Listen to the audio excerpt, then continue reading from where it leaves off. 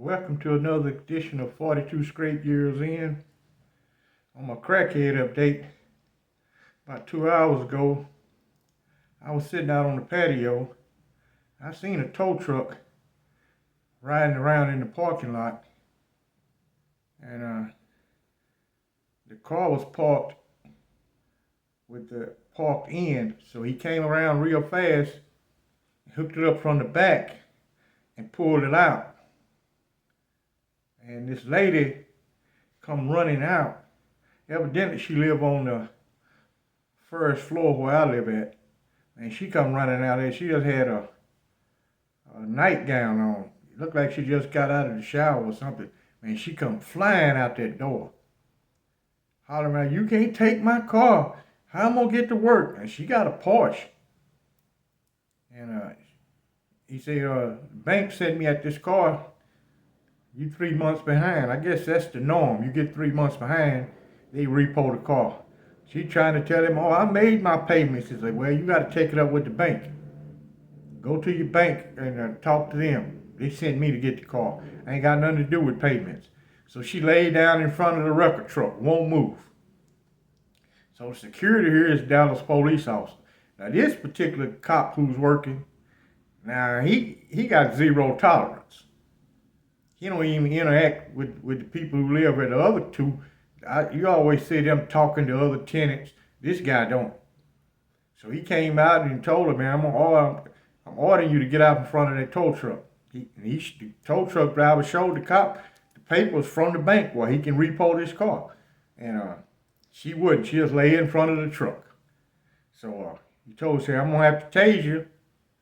"I don't care. You can't take my car. How am I going to get to work? You can't take my car." So he pulled his taser out and went through the regular routine.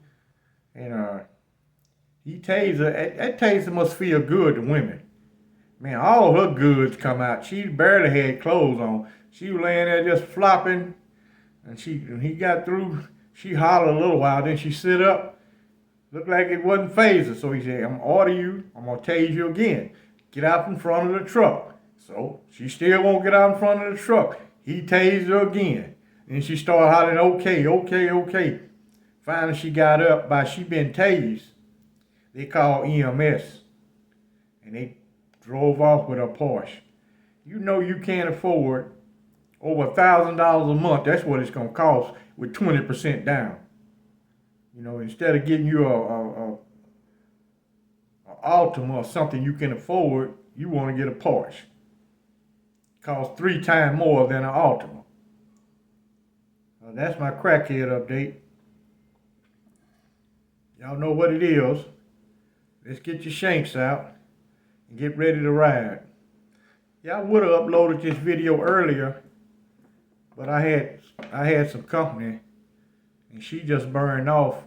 I think we're gonna have to upgrade our Wi-Fi to business Wi-Fi, cause this regular got AT&T Wi-Fi. It's too slow upload. I mean, it is slow. I think we're gonna have to get the business version. We're just gonna have to pay more. Yeah, I've talked to. Sometime when I'm in the mood, I've talked to a lot of the younger inmates. And this particular day, I was talking to a guy. He said, he said, "Man, as long as I've been here in prison, I ain't found an old guy yet that I can learn anything from." He said, "Man, they don't know shit, man." He said, "Man, I want to know how to get slick when I get out of here. I want to know how to hustle. Well, I ain't got to go rob people and all that." So I told him, I said, "Hey, man, white collar crime is the way to go. If you're going to continue in crime, they make all the money and get less time than everybody. Yeah, they make millions of dollars, pay a fine, make a little restitution. They keep the rest of the money." He was listening. Now this guy go to school, so that means he didn't have a GED. He wouldn't be in that class. So I asked him, I say, "You know anything about the global marketplace?" I say, "Contrary to what you believe," I say, "America is the figurehead." I say, "But there's some other countries, just one calamity in their country wrecked the United States economy." I say, if a cotton crop fail, that means the price of cotton gonna go up. Cloth, the price of clothing gonna go up. If a coffee crop fail, that means on the futures market, coffee gonna go sky high. I asked him, I say, man, there's some old guys here know a lot of things. They just don't talk about it. For some reason, they just don't talk to you about it. Don't mean they don't know. I asked him, I say, you know what a tiger is? You know what a lion is? He said, yeah. I said, well, what is a tiger? He said, man, that's a cat. I said, no, I'm not talking about a cat. I said, that's an acronym for liquid yield option note. I said, you know what a tiger is? I said, a tiger is a treasury investment growth receipt. Man, I might as well have been speaking Russian to this guy. He ain't got a clue on what the hell I'm talking about. I said, you know what an index fund is? Said, no, man, I ain't never heard of that. I said, well, all that shit concerning mega bucks. I say, people who invest in those areas, they got a lot of money. They make a lot of money. I said, man, you need to get you a business degree or something where you'll learn some of this terminology. You'll learn how to use it. Take you a finance class or start reading financial books so you can get some fat on your head. You know, everybody's looking for the easy way out. You know, in life, if you know a little bit, you get a little bit. You know a lot, you get a lot. If you don't know a damn thing, hello, you already know what the answer is. So I'm going to go to the East Ham unit. We had this young white dude, man. He's real small, slender guy, weigh about 145, about 5'10", and we call him Dr. Pepper. Man, this guy been through hell, man. This prison done broke this man all the way down. His clothes always shabby. He always look ragged. His hair need combing. He need to shave. He always have a disheveled look. I think he sleep with all his clothes on to keep from being assaulted when he's asleep. You can look at him and tell he just got out of the bed with them clothes on. How wrinkled. Most inmates' clothes be neat. Some guys get their clothes starched, pressed, and ironed. Even though they ain't going nowhere, they try to keep their appearance up, try to keep their hygiene up. Well, anyway, this guy just seen the Dr. Pepper jingle. Dr. Pepper, that's all he sing all day long, man. And he'll walk up to a guy and say, hey, for a cigarette, I'll suck your dick. Man, I used to look, I said, man, this is pathetic here, man.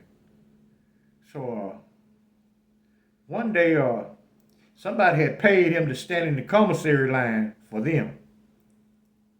To hold a spot in the commissary line. So I'm in the commissary line right behind him. So he hit off a conversation. I told him, I said, hey man, I'm gonna buy you a couple packs of burglar, man.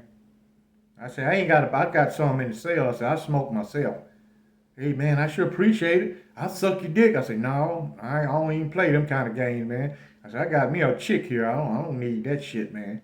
And he started telling me a little bit about his life. He was raised in foster care. And about him being rebellious, I think he said 16, he started living on the streets. I didn't know what homeless was. I ain't never had heard about nobody being fucking homeless. And see, he lived on the streets. He said he picked a 10-year sentence up. He'd break in this restaurant at night and cook him some food. And the cops finally caught him, and they sentenced him to 10 years. Probably sentenced him to prison because he ain't got no family, he ain't got no address to give him. Majority of the time, for a non-violent case like that, they give you a probation. So if you ain't got nobody, the justice system don't give a damn about you. Well, anyway, he would have had to serve 5 years, and they would have had to release him. They wouldn't grant him parole. He ain't got a parole plan. Even though they got halfway houses, they much prefer you to go to a resident. You know, they got a lot of halfway houses in the state of Texas. Well, anyway, one day a guy slapped him in the day room. And old partner of mine got pissed off. He didn't like that. So he got up and beat the hell out of him. Because this guy don't bother no fucking body. He just stand over in the corner trying to pick cigarette butts off the day room floor. Somebody will feel sorry and come over there and give him a cigarette. All he wanted was cigarettes and a cup of coffee. So at this particular time, I lived it on S line. That's on the north end of East Ham. And I lived it on one road. So they was running in and out. That's when you go in your cell and get something and use the restroom. You can go back to the day room or go wherever you need to go. Well, anyway, a guy and a guard got into a scuffle. They had been having words. So this guy come out with a shank, start stabbing the guard. Now Dr. Pepper, he would have killed that guard if it wouldn't been for Dr. Pepper. Dr. Pepper went over there and jumped on the dude and held on to him. He got cut up a little bit till all the rest of the guards made it there. When they made it there, Dr. Pepper was locked on his ass like a pit bull, just holding on. He ain't fighting because he's not a fighter. He's just holding the guy. I don't know what made him go off like that, but I guess he didn't want to see this guard just get dry ass get killed. Plus they were just arguing over some bullshit. So they take the guard out on the stretcher and they make everybody go back in their cell. So we go on a lockdown. So the next morning they come get me because I work in the warden's office to go to work. So when I get to the warden's office, I make it there way before he do. And when he finally came in, he already knew about the incident. They had called him over at his house and told him. His house is right there on the prison grounds. And I knew for a fact, if they leave Dr. Pepper on that cell block, when we come off lockdown, those guys are going to kill Dr. Pepper. I already know what's going to happen to him. He a dead man. Because the guy who stabbed the guard, he was a gang member, and they definitely was going to retaliate on Dr. Pepper, who ain't got no homeboys, he ain't got no damn body at that prison to help him out. Nobody. And he can't help himself. Or he can, but he won't help himself. So when the warden came in, I went and got his coffee, and I went in there and sit down and talked to him. And he said, damn, that happened in your cell block. That happened on S-Line. I said, yeah. I said, hey, man, they got a white guy over there named Richard Harris. We call him Dr. Pepper. He said, yeah, I see his name on that report. I said, hey, man, you got to get him out of there. I said, they're going to kill that poor guy. He said, he helped the guard. I said, yeah, he wouldn't have been for him, the guard would have got killed. They'd have killed his ass.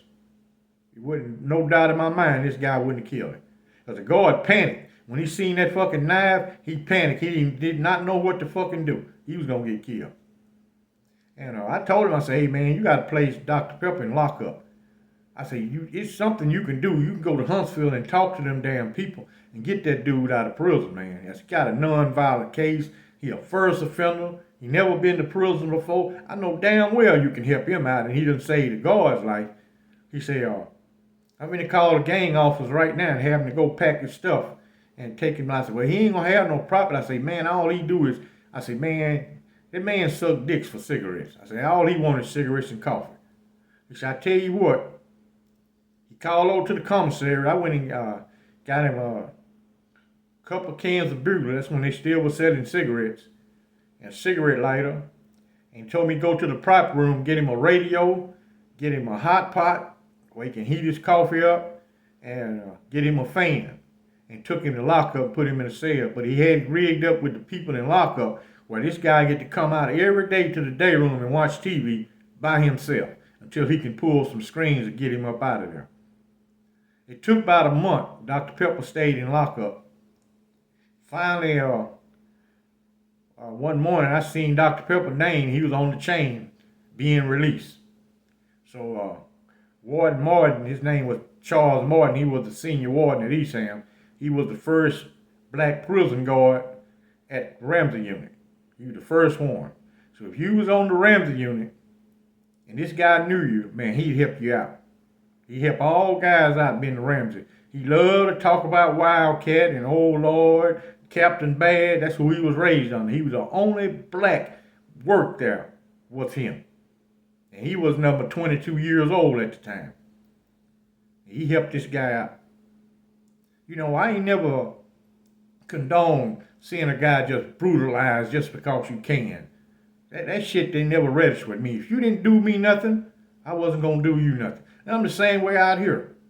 You don't do shit to me, you don't fuck with me, I don't fuck with you. That's the way it go with me. But sometimes trouble will find you. You got to be prepared. Sometimes you got to react. You ain't got time to make a plan. You got to react on the spot. Either be judged by a jury of 12 or carried by 6. You pick the option. Uh, my old lady just left, went to the gym, so I'm cooking, man. I got this house smelling good as hell. I'm cooking some cabbage, and I'm gonna do some veal cutlets and some cornbread. And I made a banana pudding last night, so we gonna chow down later on. Y'all follow me over on Patreon. Keep your shanks ready, cause these motherfuckers is broke now, boy. They out in full force. Man, I was up there on Carroll. They everywhere fucking walking and looking. They done lost some shit. Everybody looking at the ground. Ain't nobody looking at the car. They walk right out in front of your damn car. They looking at the ground trying to pick up shit, tasting and all that shit. Y'all stay ready to ride on these clowns. You like and subscribe. And I thank you for watching.